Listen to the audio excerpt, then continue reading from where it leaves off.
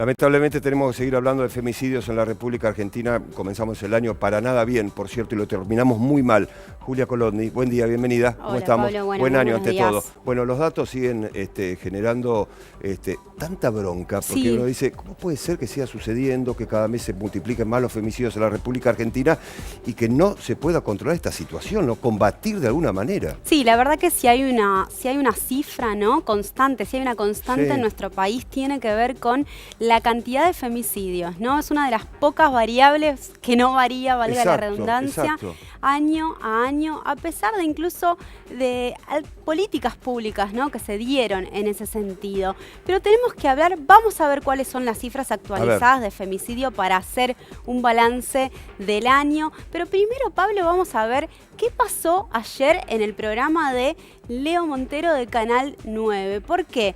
Porque una de las preguntas que se hizo dentro de un programa de preguntas y respuestas tenía que ver con un femicidio. Para ganar 20.000 pesos se preguntó dónde sucedió un femicidio en Uruguay. Y esto no es la primera vez que pasa.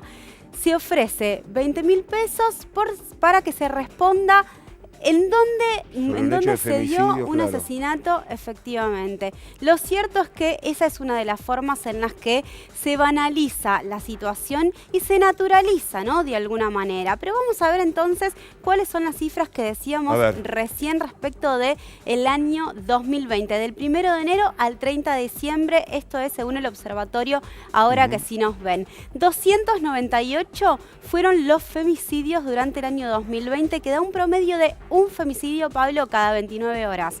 Esa es la cifra que hay que prestar atención, porque esa es la cifra que no varía. Por ahí un poquito más, un poquito menos, pero que se mantiene constante. Sí, cada 29 horas es terrible, ese promedio, ¿no? Exactamente.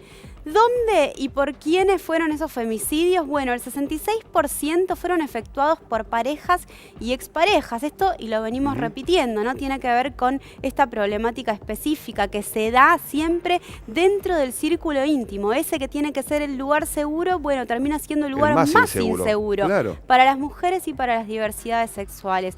El 65% de los femicidios se dan en la casa de la propia víctima. Volvemos a lo que decíamos recién. El lugar que tiene que ser el lugar más seguro no lo es tanto. Y bueno, este año con la particularidad de la pandemia, ¿no?, y del encierro sobre todo el encierro de los primeros meses, ¿no?, que fue el más restrictivo en ese sentido, muchas mujeres terminaron conviviendo y estando encerradas con sus propios agresores. Esto, evidentemente, bueno, profundizó, ¿no?, esa situación de violencia y de encierro. En este contexto, 256 niñas quedaron huérfanos. Esto es algo de lo que no se habla mucho, ¿no?, de las consecuencias y de los efectos de los femicidios. Y el destino de estos chicos, sobre todo, ¿no?, a partir de que su mamá es asesinada, ¿hacia dónde van? Muchas veces su mamá es asesinada y su papá es el asesino, o la pareja de su mamá, ¿no? En ese sentido quedan un poco a merced y a la deriva. Esta situación no se habla mucho cuando se habla de femicidios y es una realidad. ¿Qué pasa en términos judiciales? De toda esta cantidad de femicidios que hubo en el 2020, 54, Pablo, tenían denuncia previa y 19 tenían alguna medida de restricción, alguna medida que no fueron judicial, respetadas por el asesino. Que no fueron respetadas y que muchas veces las medidas de restricción terminan siendo restrictivas no tanto para los agresores, sino muchas veces para las mujeres, ¿no?, para las personas que están en situación de violencia. Hablamos de quizás una de las patas más frágiles en cuanto a de qué manera el Estado interviene en lo que es la violencia machista, que es la justicia, ¿no?, que muchas veces llega tarde o que es difícil de acceder. Digamos, si hacemos un balance general del año 2020, en términos de políticas públicas, tenemos que hablar necesariamente del Plan de Acción Nacional contra las Violencias de Género, pero tenemos que hablar también de lo cultural. Y en ese sentido, lo que decíamos antes del programa y de la importancia también de los medios de comunicación, ¿no?, de lo que pasó ayer en el programa, por ejemplo, de Canal 9 de Leo Montero, pero también si no, en el se puede utilizar un femicidio